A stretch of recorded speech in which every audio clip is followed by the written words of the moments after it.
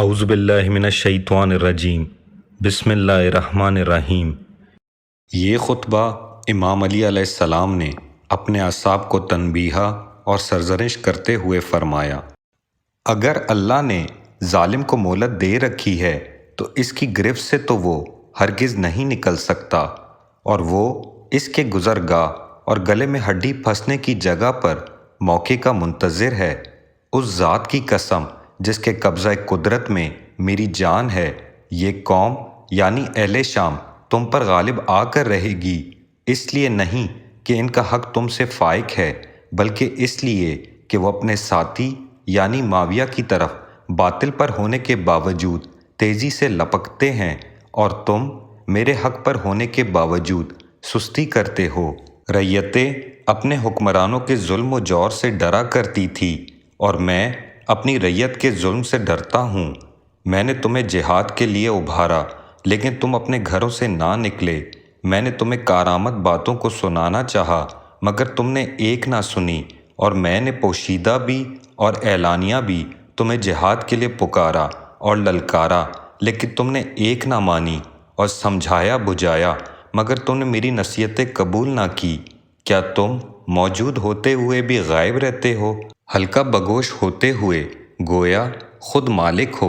میں تمہارے سامنے حکمت اور دانائی کی باتیں بیان کرتا ہوں، اور تم ان سے بھڑکتے ہو۔ تمہیں بلند پایا نصیحتیں کرتا ہوں، اور تم پراگندہ خاطر ہو جاتے ہو۔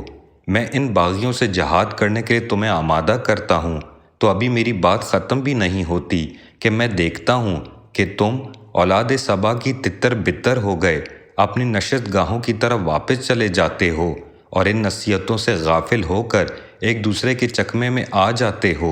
صبح کو میں تمہیں سیدھا کرتا ہوں، اور شام کو جب آتے ہو تو ویسے کے ویسے کمان کی پشت کی طرح ٹیڑھے۔ سیدھا کرنے والا عاجز آ گیا، اور جسے سیدھا کیا جا رہا ہے وہ لا علاج ثابت ہوا۔ اے وہ لوگوں جن کے جسم تو حاضر ہیں اور عقلیں غائب اور خواہشیں جدا جدا ہیں، ان پر حکومت کرنے والے ان کے ہاتھوں آزمائش میں پڑے ہوئے ہیں۔ تمہارا حاکم اللہ کی اطاعت کرتا ہے اور تم اس کی نافرمانی کرتے ہو، اور اہل شام کا حاکم اللہ کی نافرمانی کرتا ہے مگر وہ اس کی اطاعت کرتے ہیں۔ خدا کی قسم میں یہ چاہتا ہوں کہ معاویہ تم میں سے 10 مجھ سے لے لے، اور بدلے میں اپنا ایک آدمی مجھے دے دے، جس طرح دینار کا تبادلہ دھرموں سے ہوتا ہے۔ اے اہل کوفہ، میں تمہاری 3 اور ان کے علاوہ 2 باتوں میں مبتلا ہوں۔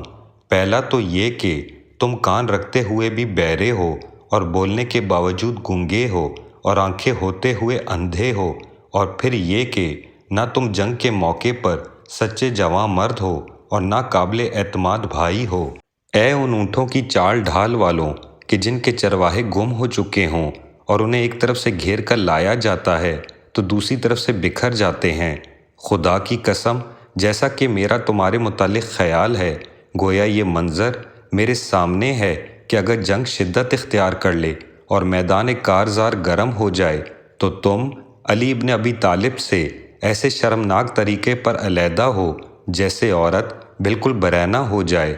میں اپنے پروردگار کی طرف سے روشن دلیل اور اپنے نبی صلی اللہ علیہ وآلہ وسلم کے طریقے اور شارع حق پر ہوں، جسے میں باطل کے رستوں میں سے ڈھونڈ ڈھونڈ کر پاتا رہتا ہوں۔ اپنے نبی صلی اللہ علیہ وآلہ وسلم کے اہل بیت کو دیکھو، ان کی سیرت پر چلو اور ان کے نقش قدم کی پیروی کرو۔ وہ تمہیں ہدایت سے باہر نہیں ہونے دیں گے اور نہ گمراہی و ہلاکت کی طرف پلٹائیں گے۔ اگر وہ کہیں ٹھہریں تو تم بھی ٹھہر جاؤ، اور اگر وہ اٹھیں تو تم بھی اٹھ کھڑے ہو۔ ان سے آگے نہ بڑھ جاؤ، ورنہ گمراہ ہو جاؤ گے، اور نہ انہیں چھوڑ کر پیچھے رہ جاؤ، ورنہ تباہ ہو جاؤ گے۔ میں نے محمد صلی اللہ علیہ وآلہ وسلم کے خاص اصحاب دیکھے ہیں، مجھے تو تم میں سے ایک بھی ایسا نظر نہیں آتا جو ان کے مثل ہو۔ وہ اس عالم میں صبح کرتے تھے کہ ان کے بال بکھرے ہوئے اور چہرے خاک سے اڑے ہوتے تھے، جبکہ رات کو وہ سجود و قیام میں کاٹ چکے ہوتے تھے۔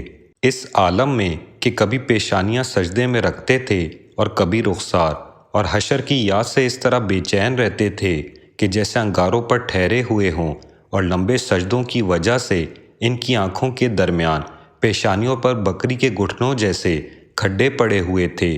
جب بھی ان کے سامنے اللہ کا ذکر آ جاتا تھا تو ان کی آنکھیں برس پڑتی تھی، یہاں تک کہ ان کے گریبانوں کو بھگو دیتی تھی۔